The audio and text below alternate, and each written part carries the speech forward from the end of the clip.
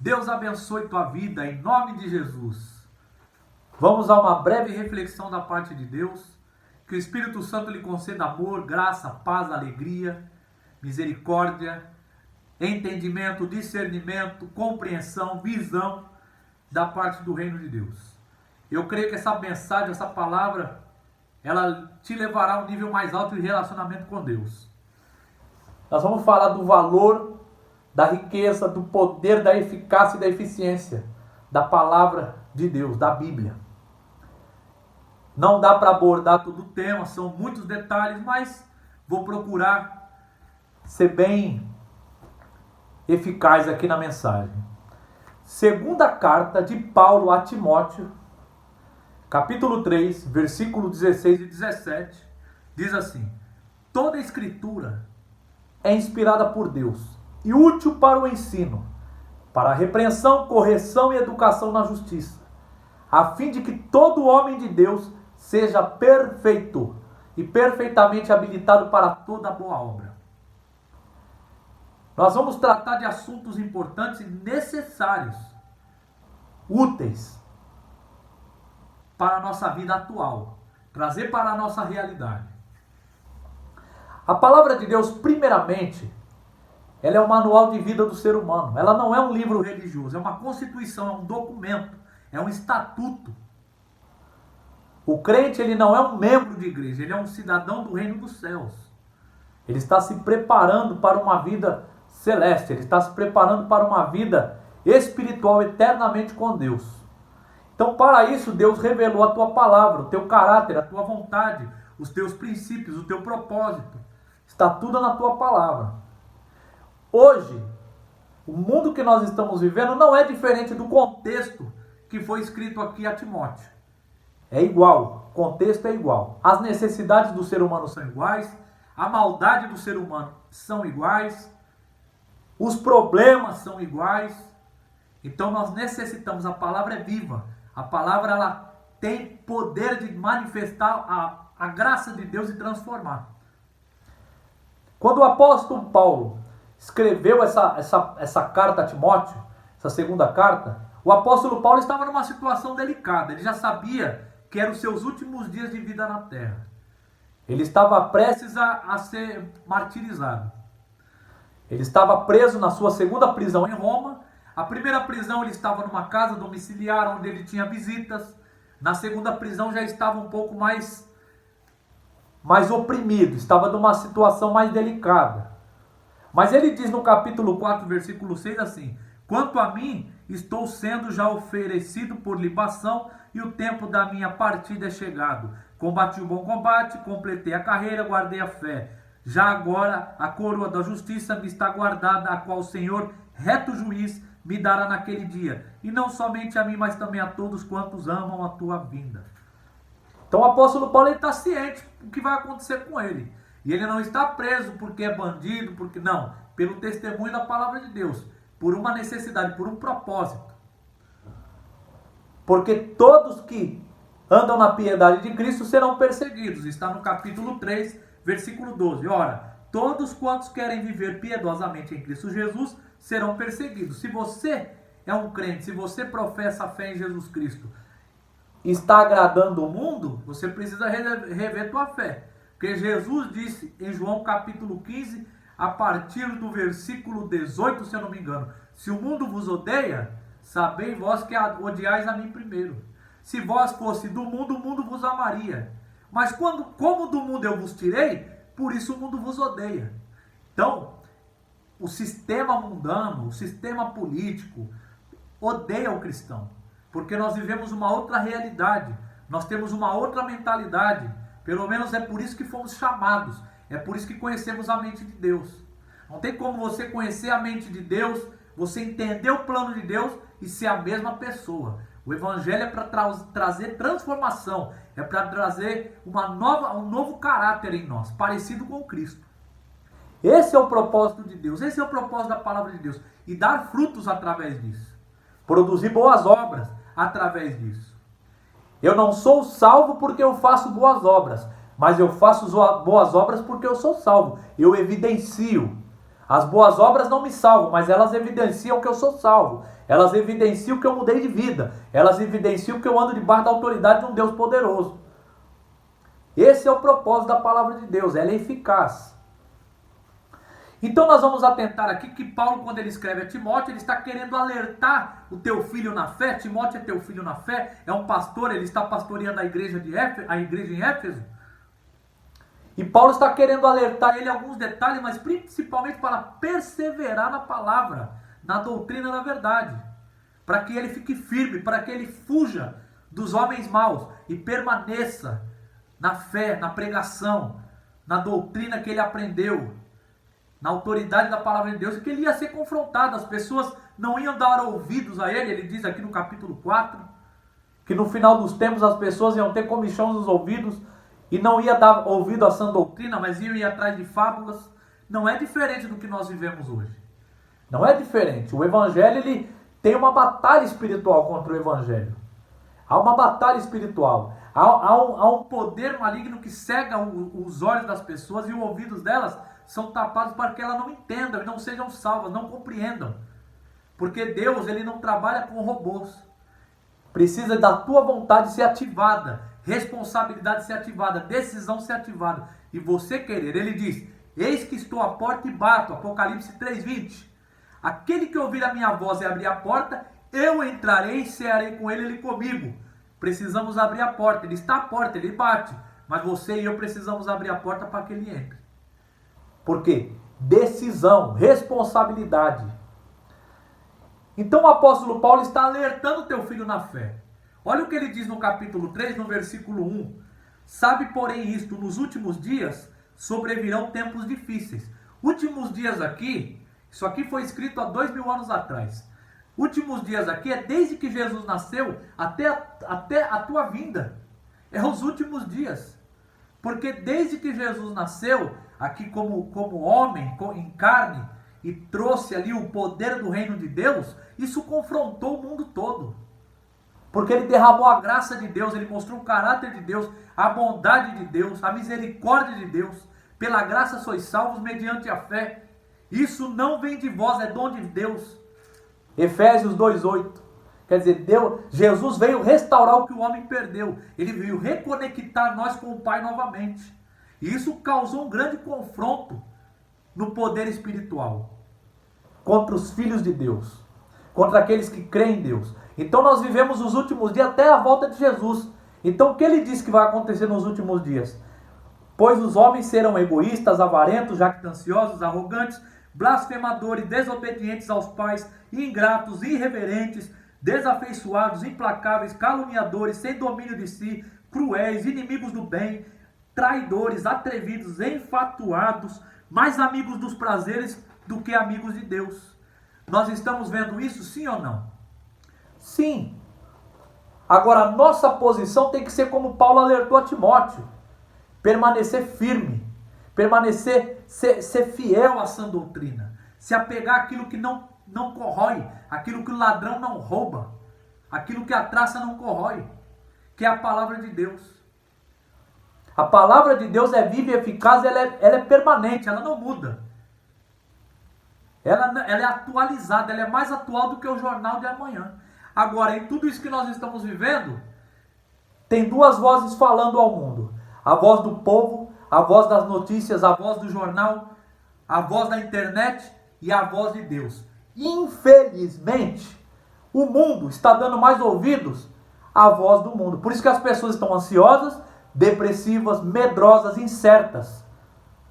Quem está em Cristo sabe quem é, sabe de onde veio, sabe por que está aqui, sabe para que está aqui e sabe para onde vai.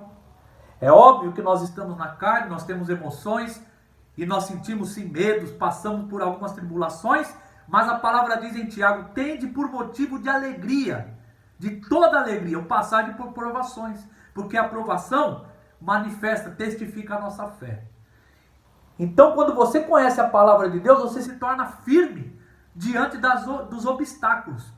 Quando você tem a palavra de Deus no teu coração, o que acontece conosco? O obstáculo se torna oportunidade. Agora, quando nós não temos a palavra de Deus, embora professamos a fé, mas não conhecemos o verdadeiro Deus que nós servimos, o caráter dele, o propósito dele, a oportunidade se torna um obstáculo. Porque a falta de visão. Visão é uma função do coração e não dos olhos. Visão espiritual. Então vamos tratar de alguns detalhes. Eu já falei um pouco porque Paulo escreveu a Timóteo para alertá-lo a fugir dos falsos mestres, porque do mesmo jeito que hoje existia há 2000 anos atrás, sempre existiu falsos mestres. Infelizmente a maioria dá ouvido para eles. Por isso que é importante conhecer a palavra de Deus. Por isso que é importante saber a vontade de Deus, saber o que é o evangelho verdadeiramente.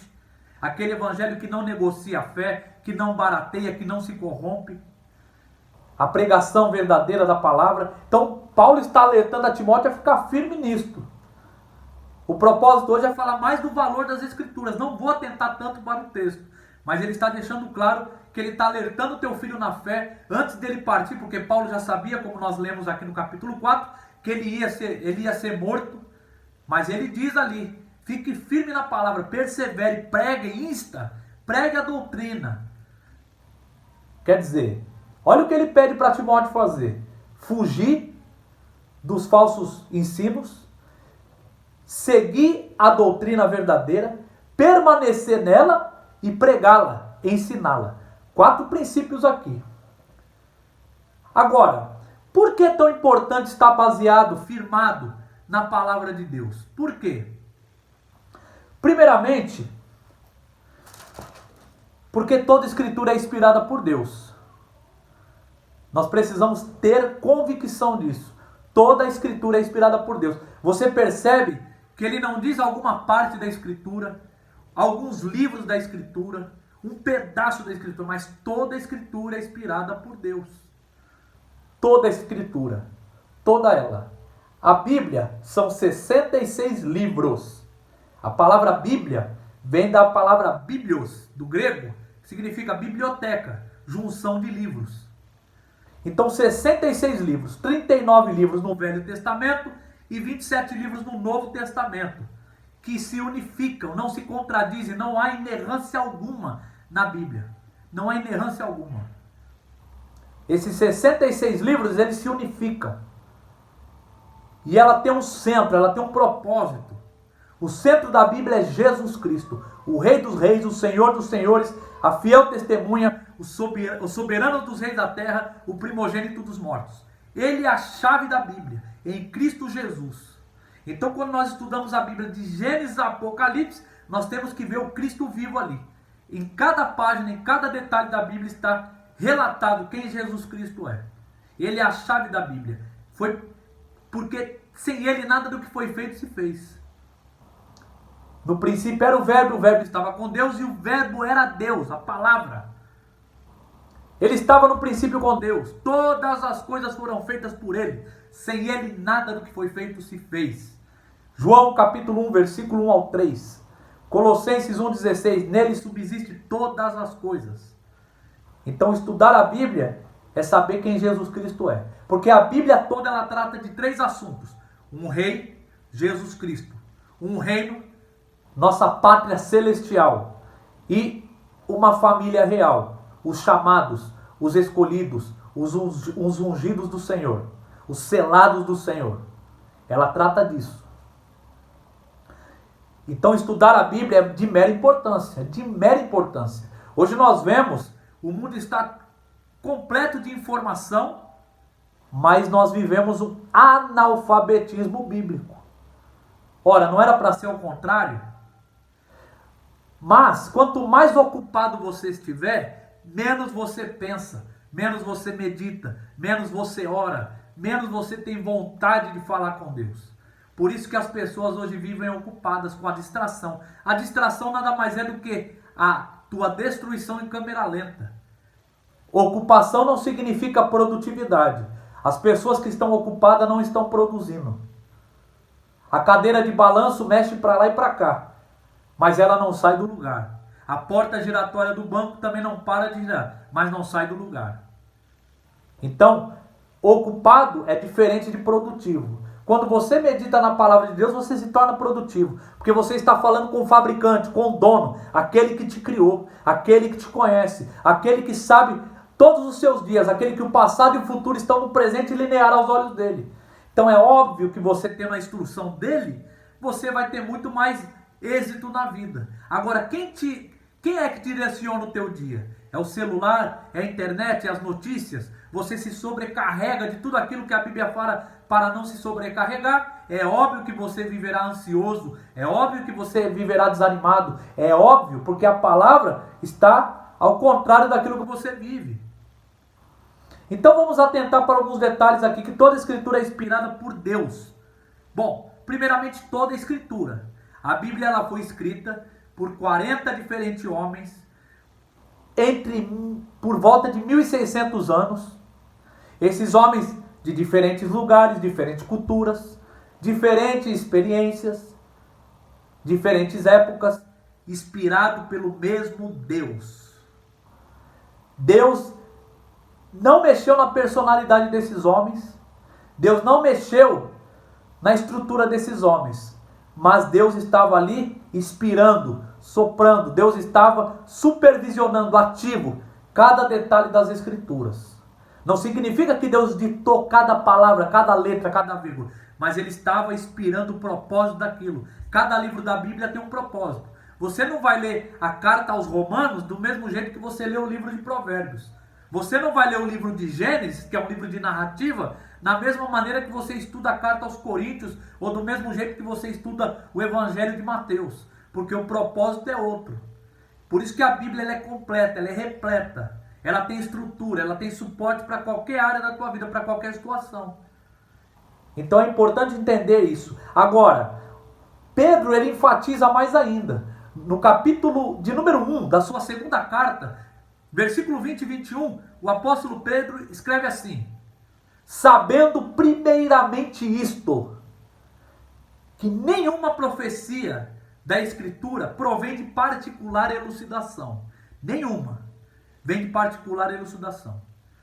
Nunca jamais, olha a ênfase que ele dá, nunca jamais. Nenhuma profecia da Escritura proveio de vontade humana. Entretanto, homens de Deus, homens santos, homens separados, falaram da parte de Deus, movidos pelo Espírito Santo. Então a Bíblia é de total confiança, de total convicção. Ela não precisa ser atualizada, ela é atual, ela é viva. Jesus disse: passará os céus e a terra e as minhas palavras não passarão. A Bíblia é viva, ela é eficaz, ela tem poder. Ela não precisa ser atualizada, ela é para todas as épocas. Agora, você percebe que há 4.000 anos atrás, há um conceito aqui, há um princípio, ele funciona para hoje. Ele funciona agora. Ele funciona aqui. Então eu não coloco a minha experiência na Bíblia. Eu coloco a Bíblia na minha experiência de vida. Ela vem mexer com a minha estrutura. Ela vem trabalhar em mim. Não eu. Ela não precisa de ajuda. Ela não precisa de movimentação. Ela já é viva por si própria. Olha o que diz em Hebreus capítulo 4, versículo de número 12. Porque a palavra de Deus é viva e eficaz, e mais cortante do que qualquer espada de 2 gumes, e penetra até o ponto de dividir alma e espírito, juntas e medulas, e é apta para discernir os pensamentos e o propósito do coração. E não há criatura que não seja manifesta na sua presença. Pelo contrário, todas as coisas estão descobertas e patentes aos olhos daquele a quem temos de prestar conta. Então, Deus ele estabeleceu seus princípios na Bíblia e ele conhece o coração de cada um. E a palavra, ela prova que ela sabe discernir todas as coisas que estão no íntimo do ser humano. Não é o exterior que todo mundo vê. Aquilo que ninguém vê. Aquilo que você não contou para ninguém. Aquilo que você não divide com ninguém. A palavra de Deus é viva e eficaz e ela sabe os pensamentos, teus desígnios, o propósito que você tem dentro de você e que eu tenho dentro de mim. Olha o poder da palavra de Deus. Então vamos lá. Ela é inspirada por Deus e útil para o ensino. Ela tem utilidade, ela é útil. Então a Bíblia não é para matar minha curiosidade. Não é somente para aumentar meu conhecimento. Ela só produz fruto na minha vida quando eu aplico e não somente quando eu conheço. Ela vem para transformar a minha vida. Não é o quanto eu sei, o quanto eu sou transformado, o quanto eu obedeço. É o quanto eu sou modificado, o meu caráter, pela palavra. Não importa quanto tempo de crente eu tenho, não importa quanto tempo eu sou batizado, não importa quantos ministérios eu já fiz parte, não importa quantos seminários eu já estudei. O que importa é se ela reflete o caráter de Deus em mim, eu sou transformado. Porque ela é útil, está aqui escrito. É inspirada por Deus e útil. Aquilo que Deus fez, Deus é o Criador, Ele criou as coisas pela tua palavra. Haja luz e houve luz. No princípio criou Deus os céus e a terra. Nada pode ser feito antes de ser criado, só Deus é o Criador. Por isso que o primeiro versículo da Bíblia, no princípio criou Deus, criou. Só Deus pode criar, Ele é poderoso. Então se vem dele a palavra, ela deve mexer com a nossa vida, ela tem que transformar a nossa vida. Ela é útil, ela tem propósito, Deus trabalha com propósito. Nada, tudo que está fora do propósito se torna abuso. Salmo 139, versículo 16 diz assim: os teus olhos me viram na substância ainda informe, e os meus dias foram escritos todos no seu livro, todos eles escritos e determinados. Ora, Deus nos conhece antes de sairmos do ventre da mãe. Nós não somos acidente, não vivemos aqui por acaso. O mundo está disfuncional porque saiu da autoridade. Você já viu um peixe nadando fora d'água? Não viu e nem vai ver, porque a água é o propósito do peixe, ele deve estar na água. Se ele sair da água, você não precisa matar ele morre sozinho. Você não vê a árvore fora do solo dando fruto. Por quê? Porque o solo é o propósito da árvore. Se a árvore sair do solo, ela morre sozinha, você não precisa matar ela. Nós somos a mesma coisa. Sem a palavra de Deus, sem a autoridade de Deus, sem estar debaixo dessa autoridade, nós somos mortos. Mas mortos espiritualmente. Você pensa que está vivo, mas está morto. Você existe, mas não vive. E Deus não precisa te matar, você morre sozinho.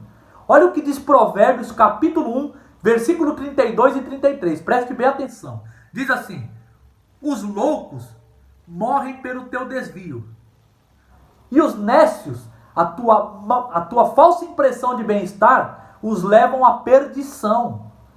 Mas os que me derem ouvidos, a sabedoria falando, habitarão seguro e tranquilo, sem temor do mal. Olha o contraste. Olha o contraste dos loucos. Olha o contraste dos nécios, dos tolos. Eles morrem pelo teu desvio. Eles pensam que estão bem. A falsa impressão de bem-estar deles levam eles à perdição. Mas os que dão ouvido ao Senhor habitarão seguro e tranquilo e sem temor do mal. A Bíblia ela nos dá segurança. Sem fé é impossível agradar a Deus. Todo aquele que se aproxima de Deus deve crer que Ele existe e é galardoador dos que o buscam. Hebreus capítulo 11, versículo 6. Pela fé entendemos que Deus criou o universo pela tua palavra, e as coisas existentes vieram das que não existem. Hebreus capítulo 11, versículo 3.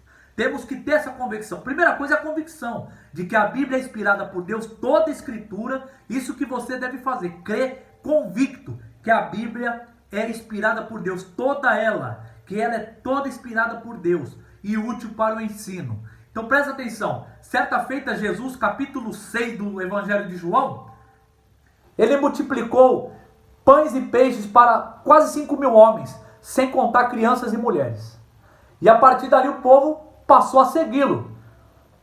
Ele foi para o outro lado e o povo, a multidão foi atrás dele. Porque ele multiplicou, ele matou a necessidade física do povo. E ele sabia que o povo estava atrás dele porque ele supriu a necessidade física do povo. E ali ele dá um sermão, ele diz que ele é o pão da vida. Quando ele disse que ele era o pão da vida, por ser todos ali, a maioria judeus, seguindo ele, ficaram escandalizados. Não entenderam a mensagem. Por quê? Porque queriam satisfazer sua necessidade imediata, humana. E Jesus estava querendo mostrar algo maior para eles. Dizer para eles que ele era o pão da vida, o sustento. Ele é aquilo que dá firmeza, que dá alicerce, que dá sustento espiritual. Ele é aquilo que mata a nossa fome, que nenhum alimento pode matar.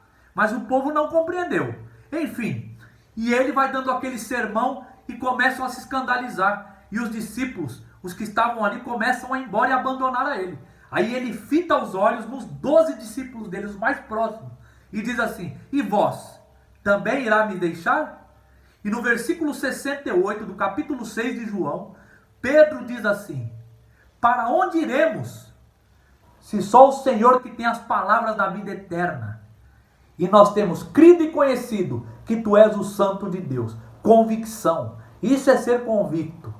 Você e eu precisamos ser convictos que a palavra de Deus é verdadeira. Nós damos ouvidos para tantas mentiras, tantas coisas, se eu fosse falar aqui, eu falaria tantas coisas que estão nas universidades, nas escolas, ensinando os jovens, que são tudo mentiras, lorotas, e o povo leva como crédito. Sabe por quê? Porque é o que eu disse, sabedoria hoje é a pessoa que tem um título, é a pessoa que fala bonito, é a pessoa que tem poder aquisitivo, é a pessoa que se veste bem, é o artista. Todos esses aí é tido como sábio na nossa sociedade. E é errado. Na Bíblia não. Na Bíblia é aquele que conhece a Deus e aplica a tua palavra. Jesus disse em Mateus capítulo 7, versículo 24 ao versículo 27. Aqueles que ouvem as minhas palavras, quando ele está terminando o sermão do monte, e as praticam, é como um homem prudente, que edificou a tua casa sobre a rocha. Caiu a chuva, transbordaram os rios, e o vento bateu com ímpeto contra aquela casa, e ela não caiu, porque estava firmada na rocha. Aqueles que ouvem as minhas palavras e não as praticam, é como o homem insensato, que construiu a tua casa sobre areia. Caiu a chuva, transbordaram os rios, e o vento bateu com ímpeto contra aquela casa, e ela ficou totalmente destruída. Atenção aqui, a chuva, o rio, o vento, caiu, transbordou e bateu em ambas as casas. O que fez aquelas casas uma ficar em pé e a outra destruída? O alicerce, aonde ela estava firmada. E qual que é a base do alicerce? A aplicação da palavra. Não só ser ouvinte, mas aplicante. Então nós percebemos aí que há uma grande diferença hoje entre sabedoria e conhecimento. Há muitas pessoas com conhecimento, mas que não são sábias. Tiago capítulo 3, a partir do versículo 13, diz que a verdadeira sabedoria é misericordiosa, é pacífica, é indulgente. A verdadeira sabedoria não é como a sabedoria dos homens, a competitiva, não é carnal, não é demoníaca, não é animal. É uma sabedoria que ela mostra que ela tem um conceito divino. Tiago capítulo 1, versículo 17 diz assim: meus amados irmãos, sabeis que todo dom perfeito, toda boa dádiva, vem do alto, descendo do Pai das luzes, em quem não pode haver sombra ou variação de mudança. Então nós temos que estar convicto que sabedoria é aplicar a palavra de Deus, é a habilidade de aplicar a palavra de Deus. Então toda a escritura é inspirada por Deus e útil para o ensino. Ela vem para ensinar, ela vem dar direção, ela vem transformar a nossa vida. Agora o ser humano, infelizmente, ele tem uma dificuldade com essa palavra mudança. Nós gostamos de ficar no conforto, nós gostamos de fazer aquilo que já sabemos fazer, nós gostamos de estar naquele ambiente que nós já estamos acostumados. Agora, quando traz essa transformação, esse confronto, aí é só aquele que tem atitude. É aquele que precisa ter a decisão de seguir adiante. Porque disciplina é você fazer o que você não gosta para obter o que você gosta. Se você quer conhecer a Deus, experimentar a boa, perfeita e agradável vontade dele, você deve obedecê-lo, seguir a disciplina, ser um discípulo, obedecer a mesma disciplina. Jesus disse em João capítulo 13, versículo de número 12 em diante, depois que ele lavou o pé daqueles discípulos dele, dos apóstolos, ele lavou os pés de todos, incluindo Judas. Ele lava o pé de todos os discípulos dele. E ele diz assim: vós me chamai de mestre e de senhor, fazeis bem porque eu sou. Eu vos dei o exemplo, para que como eu fiz, façais vós também. Bem-aventurados sois se praticares essas coisas. Ora, olha o que Jesus disse. Assim como eu fiz, e não o que eu fiz somente, mas como ele fez. Como ele fez? Serviu. A liderança servidora. Se fez desnecessário para fazer o próximo necessário. E o mundo de hoje faz isso? Não, é competição, é um passando a perna no outro por coisas corruptíveis. Ninguém desce do salto por irmão subir. Ninguém tem mais coragem de se doar. Ninguém tem mais coragem de ser uma ponte para o irmão passar por cima. Nós somos parede, impedimos as pessoas de passar, de ter acesso. Por isso que a Bíblia não é um livro religioso, é uma constituição, é um testamento, é uma aliança, é um manual de como aprender a viver nesse mundo caído, nesse mundo tenebroso. Salmo 119, 105 diz: lâmpada para os meus pés e a tua palavra e luz para os meus caminhos. num mundo tão escuro como nós estamos vivendo, precisamos de luz. Embora hoje você vê cidades iluminadas, você entra na tua casa e acende a luz facilmente, mas nós vivemos num mundo escuro e precisamos da luz da palavra de Deus para nos dar direção nos momentos difíceis de incerteza. Quando você dá de frente com uma parede e não sabe para onde vai, a palavra de Deus é lâmpada para os pés e luz para os caminhos. Vai te mostrar onde seguir, aonde, que rumo tomar, que direção seguir. Então nós vimos que a palavra, ela é útil para o ensino. Eu quis enfatizar nesse tema aqui, porque a palavra de Deus não é só para matar curiosidade, não é só para conhecimento, como hoje as pessoas discutem, as pessoas batem boca, mas nós vemos pouca aplicação. A Bíblia, ela tem uma interpretação só. A Bíblia interpreta a própria Bíblia. É uma interpretação e várias aplicações. Interpretação é uma só. A chave da interpretação é o contexto.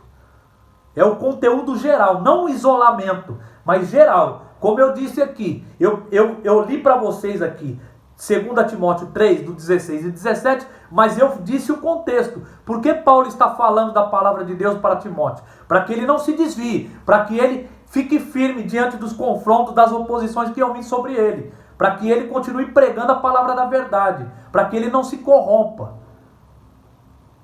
Então o contexto é a chave da interpretação. A chave do contexto é o propósito. Há um propósito aqui. Qual é o propósito? Conhecer a mente de Deus, viver debaixo da autoridade de Deus, experimentar a vontade de Deus, estar firme diante de um mundo caído, estar aceso diante das trevas, estar em paz no meio da guerra, estar em amor no meio do ódio.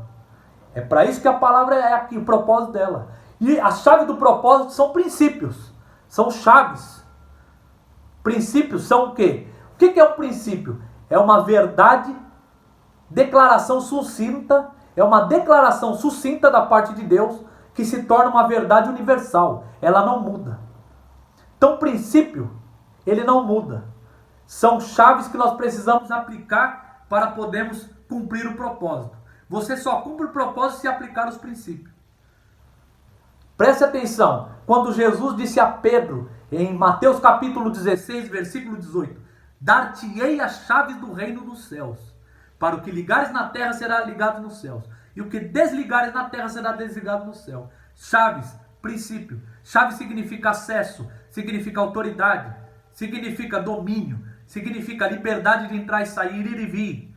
Se você tem a chave, você tem acesso. Chaves não podem ser substituídas por emoções, por sentimentalismo. Qual a lição nós aprendemos hoje? Nós vivemos numa era muito emocional, muito sentimentalista.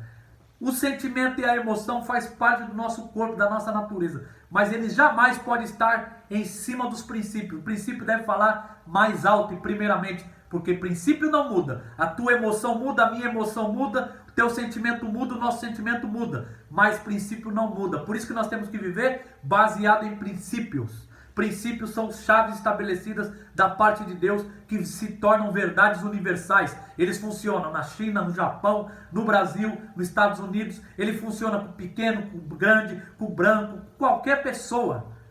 Porque princípio não muda. Eles são chaves determinadas da parte de Deus. E a chave do princípio é a obediência. Se eu conheço o princípio, eu obedeço, eu aplico. E a chave da obediência é o resultado. Se eu aplico, não tem como eu não ter o resultado. Se a semente está plantada no solo e regada, cuidada, bem tratada, ela vai produzir a 30, a 60 e a 100 por 1. Jesus disse, eu sou a videira verdadeira e meu pai é o agricultor. Todo ramo que estando em mim não produzir fruto, ele corta. E aquele que produz, ele limpa para que dê mais fruto ainda. Então, se você está no lugar certo, no ambiente verdadeiro, você vai produzir. Qual é o ambiente verdadeiro? A palavra de Deus, a vontade de Deus. Então, cuidado com o ambiente que você está. Quem você ouve, o que você assiste, quais os conselhos que você recebe, aonde seus pés vão, o que você nutre dentro de você. Tudo isso faz parte do ambiente. Se você é uma semente frutífera, mas está no ambiente errado, você não vai produzir frutos. Se eu jogar uma semente num chão batido de concreto, ela não vai produzir nunca, embora eu grite, ore, cante, chore, Por quê? Porque emoções não podem substituir princípio. O princípio da semente é estar no solo fértil, na terra boa, sendo regada e tratada. Com certeza eu não preciso chorar, não preciso orar, não preciso fazer nada disso. Consequentemente, naturalmente, ela vai produzir o fruto. Então são detalhes importantes de aplicação da palavra de Deus. Para a repreensão, a Bíblia ela vai te repreender, por isso que muitos fogem dela. Ela vai te repreender. A Bíblia é um raio-x. É o raio-x espiritual. A primeira impressão que você vai ter quando ouvir a palavra de Deus ou ler a palavra de Deus, provavelmente não vai ser boa. Por quê? Porque vai combater aquilo que você é. A carne não tem nada a ver com o espírito. E a Bíblia é inspirada por Deus, é espiritual. Ela vai bater em você. Ela vai te mostrar quem você realmente é e não quem você pensa ser. É como um espelho, você olha para o espelho e vê realmente como você é, e não como você pensa que você é. A Bíblia é a mesma coisa, ela vai repreender, ela vai confrontar você. Primeiro ela vai repreender, ela vai mostrar que você está errado, que a tua maneira de pensar, de falar, de agir é totalmente diferente do que a palavra de Deus diz. Então ela vai repreender. Por isso que muitos não querem ir até a palavra de Deus e fogem dela, porque tem medo da mudança, querem viver na mesma coisa. E a Bíblia ela vai confrontar, ela vai repreender, porque é a palavra de Deus. Como que nós queremos habitar com Deus que é santo, se nós estamos com um pensamento, atitudes totalmente contrárias do que o reino, a constituição, o país, a nação dele é? O reino de Deus é um país, é uma nação. Assim como você conhece outras nações aqui, e cada uma tem sua lei, o reino de Deus tem leis estabelecidas, princípios. Ele tem regras, ele tem padrão. E por isso que a Bíblia está aqui, não tem desculpa nem para mim nem para você. Jesus disse em João, se eu não tivesse vindo, vós não teria pecado. Mas como eu vim e mostrei as obras de meu Pai, vós sois indesculpáveis. O apóstolo Paulo diz no capítulo 1 de Romanos, que todos os homens são indesculpáveis. Então no reino de Deus não há desculpa, porque a palavra hoje está acesso a você, tanto em papéis, como em internet, como no seu celular. Salmo número 1 é o salmo de abertura, é um salmo de realeza. No versículo 2 diz assim, que o bem-aventurado, ele medita na lei do Senhor dia e noite, tem prazer nessa lei. Ele não só medita na palavra de Deus dia e noite, é o que está ali dentro dele toda hora. Meditar no mundo é se esvaziar, em Deus é se encher da tua palavra. E ele tem prazer nessa lei, não faz por obrigação, não faz porque é obrigado a fazer, mas porque ele ama fazer isso. Ele sabe que a palavra de Deus é vida, ele nutre daquilo que é vida. Então a palavra de Deus ela vai repreender. Ela vai repreender. Jesus repreendeu Nicodemos no capítulo 3 de João. Era um fariseu, um tradicional religioso. Chegou a Jesus e disse, Rabi, bem sabemos que ninguém pode fazer o que o Senhor faz se Deus não estiver contigo. E Jesus cortou ali e disse, em verdade vos digo, quem não nascer de novo não entrará no reino dos céus. Quer dizer, quem não nascer espiritualmente, quem não beber do leite espiritual divino, não pode entrar no reino dos céus. Quando o rei Davi cometeu adultério com Batseba, a mulher de Urias, no capítulo 11 do segundo livro de Samuel e o capítulo 12, o profeta Natã foi até Samuel e o repreendeu severamente. E disse a ele no versículo 9 do capítulo 12, por que rejeitastes a palavra de Deus? E cometeste adultério e o assassinato de Urias. E ali a consequência de Davi foi brava, foi grave. Leia 2 Samuel, capítulo 11 em diante, ou todo o livro. Vá ver o que aconteceu antes, como era a vida do rei Davi depois. E ele foi segundo o coração de Deus, porque foi repreendido, foi corrigido, foi ensinado na justiça de Deus. Então primeiro a Bíblia repreende. Depois ela corrige, ela te dá direção, ela te dá caminho. Ela não só te repreende, mas ela te dá direção. Ela te dá novo rumo. Provérbios capítulo de número 3, versículo 5 diz assim, confia no Senhor de todo o teu coração e não te estribes no teu próprio entendimento. Reconheça-o em todos os teus caminhos e ele endireitará as tuas veredas. Aquilo que está torto vai ser endireitado. Hebreus capítulo de número 11, versículo 11 ao 13. Hebreus capítulo 12, versículo 11 ao 13 diz que toda disciplina, no momento, não parece ser motivo de alegria, mas de tristeza. aqueles que são por ela experimentados. Mas depois ela produz frutos, frutos de justiça. Por isso, levantai as mãos trópegas e os joelhos descaídos, para que aquilo que é manco não venha a se perder, mas ser endireitado. Então a palavra de Deus corrige, a disciplina do Senhor corrige. O Senhor disciplina quem ama, assim é o pai como disciplina o filho a quem quer bem. Então ela vai te corrigir. Então você vai passar por correção. Eu vou passar por correção. E você tem que perceber que é Deus te disciplinando para que teu caminho seja aplanado. E não que Deus está querendo te matar, te crucificar ou fazer algo que você vai ser destruído. Não é isso. Ele está te disciplinando para endireitar o teu caminho que está torto, antes que você se perca de vez. Então talvez algo vai ser tirado, talvez algo vai ser mudado. Por quê? Porque ela vai confrontar você, ela vai te trazer, verdadeiramente mostrar quem você é e o que você precisa fazer.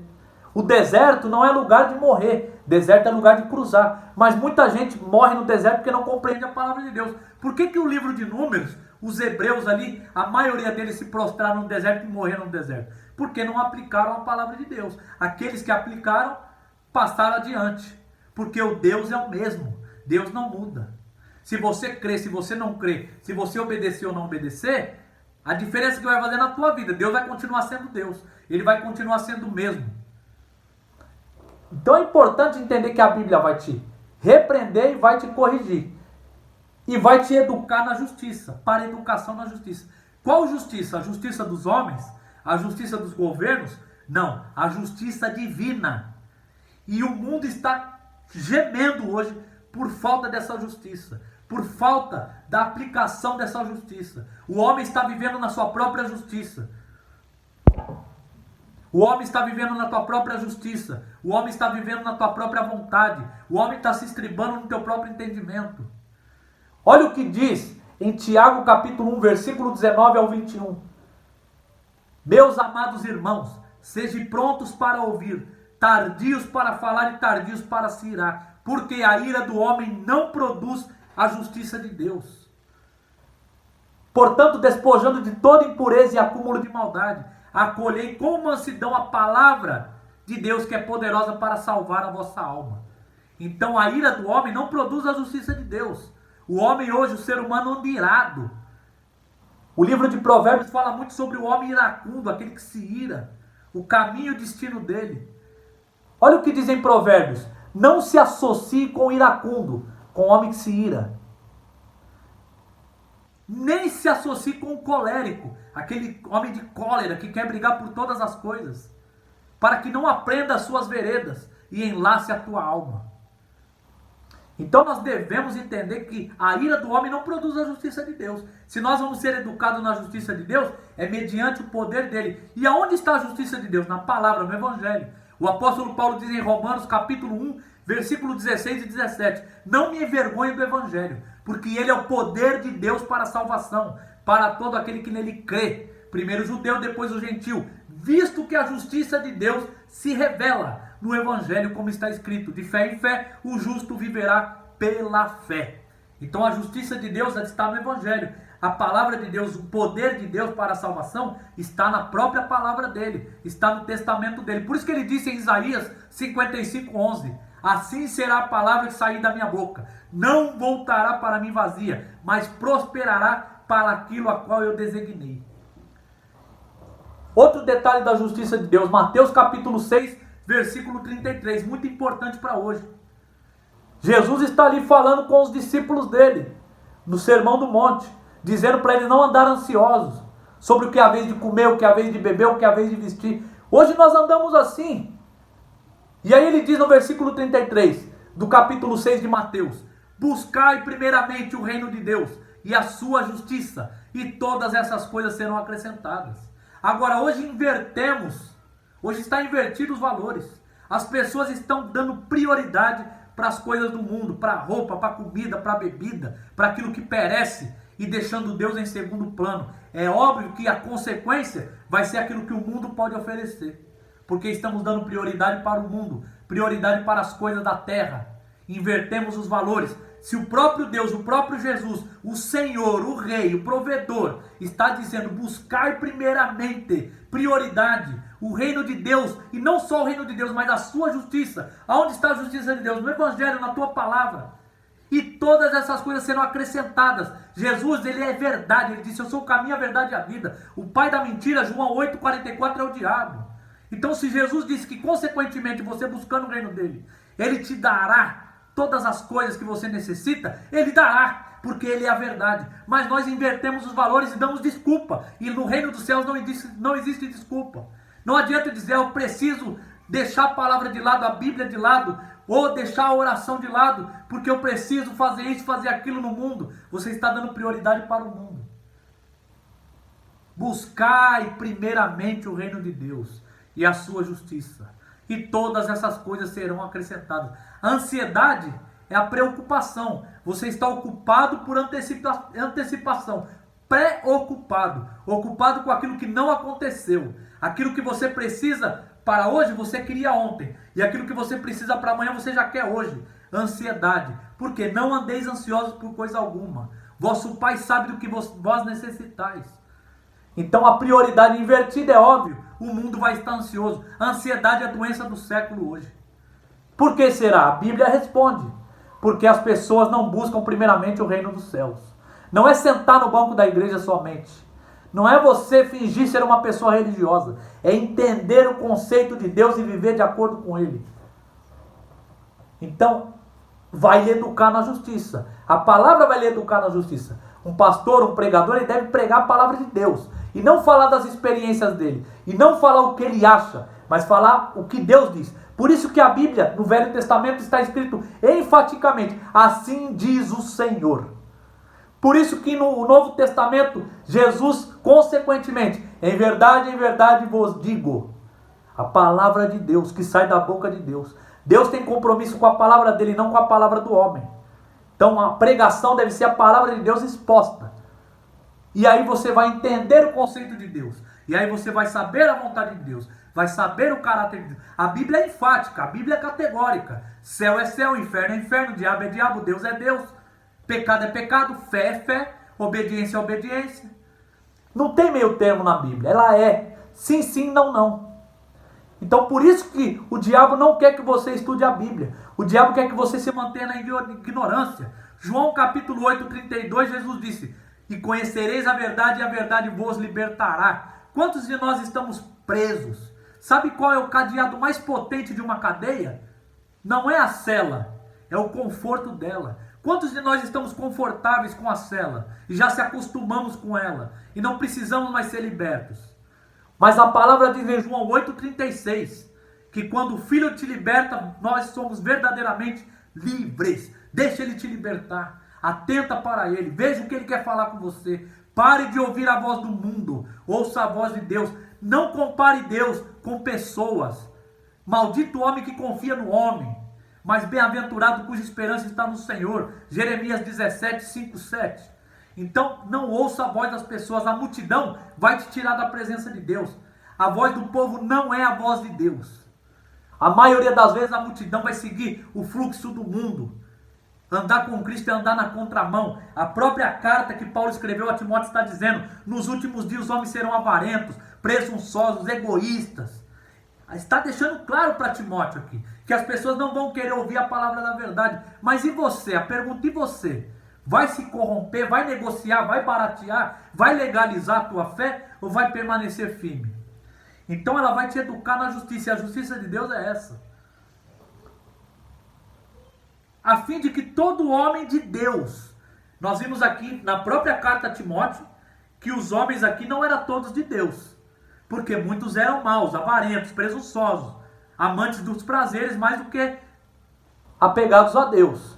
Então aquele homem de Deus, aquele que Deus chamou, João disse, João capítulo 1, versículo 11 e 12 diz assim, o Evangelho de João: Jesus veio para os seus, mas os seus não receberam. Mas todos os quantos receberam, foram dados o poder de serem feitos filhos de Deus, a saber, os que creram no teu nome. Os que não nasceram da carne, nem do sangue, nem da vontade do homem, mas da vontade de Deus. Você não é filho de Deus porque diz que é, ou porque sua mãe disse que você é, ou porque você é filho de pastor, ou porque você nasceu numa família de crente. Você é filho de Deus porque crê em Jesus e obedece a palavra dele. E é pela vontade dele, não pela vontade do homem. Então, a fim de que todo homem de Deus seja perfeito, habilitado. A palavra perfeito aqui é habilitado, é o homem que vive em obediência ao Senhor, para que ele seja habilitado para toda boa obra. Ora, você precisa estar habilitado para Deus te usar. Como você vai convencer as pessoas se você não é convencido ainda? Como você vai animar os outros se você anda desanimado? Como que você vai falar de Deus se você não conhece Ele verdadeiramente? É o que acontece hoje. As pessoas não conhecem, não estudam, não meditam na palavra e falam aquilo que Deus não falou, prometem o que Deus não prometeu, sai do contexto do que Deus está falando. Então aprenda essas lições hoje, aplique elas, porque você foi chamado para toda boa obra. Mateus capítulo 5, versículo 16, Jesus disse: assim brilhe também as vossas luzes diante dos homens, para que vejam as vossas boas obras e glorifiquem o vosso Pai que está nos céus. Efésios capítulo 2, versículo 10. Somos feitura dele, em Cristo Jesus, para as boas obras, as quais fomos escolhidos de antemão, para que andêssemos nelas. Deus te escolheu antes da fundação do mundo, para você produzir boas obras. Você não faz boas obras para ser salvo. Você é salvo e faz boas obras. As boas obras não te salvam, elas evidenciam que você é salvo. A fé me testifica diante de Deus, as boas obras me testificam diante dos homens. Paulo fala da fonte da fé, Tiago fala do fruto da fé. Por quê? A fé sem obras é morta. Me mostra a tua fé que eu te mostro as minhas obras. Assim como o espírito, assim como o corpo sem o espírito é morto, assim a fé sem obras é morta. Então nós precisamos de colocar a mãos à obra. O que é a obra? A obra não é só você fazer coisas exteriores. Primeiramente a mudança interior. O caráter de Deus deve ser estampado em nós. As pessoas têm que ver a diferença em nossa vida. Naquela área que nós tínhamos dificuldade, naquela área que humanamente falando, eu e você jamais conseguiríamos mudar. E Jesus, pelo teu poder, pela tua palavra, mudou o nosso caráter. E aí as pessoas vê e crê na boa obra. Nós devemos ir a todas as nações pregar o evangelho. Hoje nós rejeitamos as nações. Hoje nós rejeitamos as pessoas. Ao contrário da justiça de Deus. Jesus disse, ide, pregai o evangelho. Nós temos que ir pregar o evangelho a toda criatura. Nós temos que ser testemunha de Jesus. Ele pediu para nós sermos testemunhas e não defensores dele. Ele não precisa de defesa. Ele precisa de testemunha. Para provar que ele existe e também convidar as pessoas a ir para esse reino vindouro. Ele não precisa de advogado. Ele já é o advogado. Ele não precisa de defesa. Ele é o Todo-Poderoso. Agora ele chamou nós para sermos testemunhas dele. Testemunhar que ele é real, que ele é vivo, que ele existe, que ele é muito mais do que um profeta. Ele é o Senhor dos senhores, o Rei dos reis. Ele é o pão da vida, ele é a água da vida, ele é a luz do mundo, ele é o caminho, a verdade e a vida, ele é a ressurreição e a vida, ele é o bom pastor, ele é a porta, ele é a videira verdadeira. É isso que nós temos que apresentar ao mundo. E eu creio que essa palavra entrará no teu coração e mexerá com você poderosamente. Viva a palavra de Deus. Eu queria falar muito mais aqui. Algumas aplicações que eu quero para a tua vida. Preste atenção. Não seja ocupado, seja produtivo. Duvide dos teus pensamentos. Duvide do que as pessoas falam para você. Duvide. Não deixe sua mente agir no automático. Tenha domínio próprio. Pare para pensar o que você assiste, o que você ouve, o que contaram para você. Se vai te edificar ou vai te destruir. Se vai te trazer crescimento ou vai te fazer se diminuir. Se vai abrir porta ou vai fechar porta. Se vai fazer você se tornar uma pessoa melhor ou uma pessoa pior. Duvide. Critique isso. Por que isso está vindo à minha mente? Critique. Por que essa pessoa está falando isso? Por que eu estou pensando isso? E determine. Só vai ficar comigo aquilo que for bom, aquilo que for de Deus, aquilo que tem parte na palavra dele. Aquilo que não tem, eu excluo. Não ameis o mundo e nem as coisas que há no mundo. Por quê? O que há no mundo? A concupiscência da carne, cobiça dos olhos, soberba da vida. Isso não provém de Deus e sim do mundo. Ora, o mundo passa, assim como a tua concupiscência. Mas os que fazem a vontade de Deus permanecem para sempre. Primeira carta de João, capítulo 2, versículo 15 ao versículo 17. Outra aplicação importante aqui. Hoje, a mídia, ela vai vender aquilo que dá ibope. Infelizmente, o que dá ibope é aquilo que não presta. Então as pessoas publicam pastores, publicam igrejas fazendo algumas coisas erradas. E aí as pessoas se afastam de Deus por causa do homem. Jesus é o cabeça da igreja. Você não pode dizer, eu vou ser crente na minha casa, porque é um corpo. A mão, ela pode se achar melhor que o pé, mas ela não vive sem o pé, ela precisa do pé. Se o pé não caminhar, ela não pega aquilo que ela precisa. O braço precisa do ombro, o pescoço precisa do corpo, as pernas precisam dos pés, do quadril. Um precisa do outro. É congregação, é comunhão. É na igreja que você vai apresentar o caráter de Deus. Você vai amar o irmão que não te agrada tanto. É na igreja que você vai aprender a respeitar e expor o caráter de Cristo. Jesus é o cabeça da igreja. Se você se isola da igreja, você está se isolando de Cristo. Se você fala mal da igreja, você está falando mal de Cristo. Se você odeia a igreja, você está odiando Cristo, porque ele é o cabeça da igreja.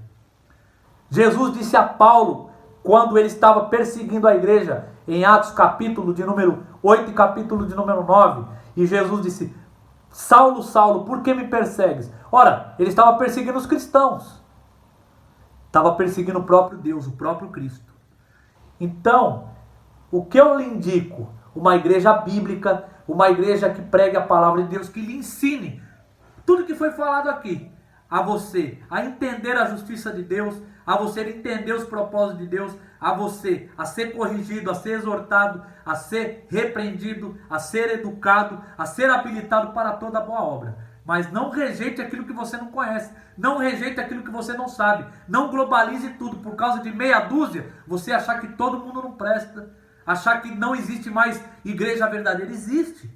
Só que infelizmente aqui, como na carta de Timóteo aqui, que Paulo escreveu a Timóteo, não é todos que querem a sã doutrina.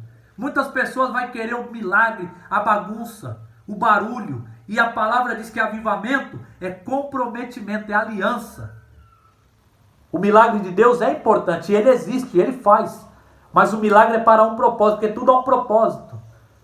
O propósito é o que? Crer em Jesus Cristo e ter vida no nome dele. Assim como diz no Evangelho de João, capítulo 20, versículo 30 a 31.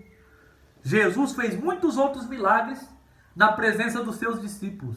Mas os que estão escritos aqui nesse livro é para que creiais e crendo tenham vida em teu nome. João capítulo 20, versículo 30 a 31. O propósito do Evangelho de João é para você crer que aquele que faz milagre, transforma água em vinho, aquele que anda nas águas, aquele que dá vista ao cego, aquele que ressuscita mortos, é para você ter vida no nome dele. Que vida? Eterna. A salvação plena. Satisfação, refrigério, paz, amor, para que você venha andar com ele em santidade. É para isso.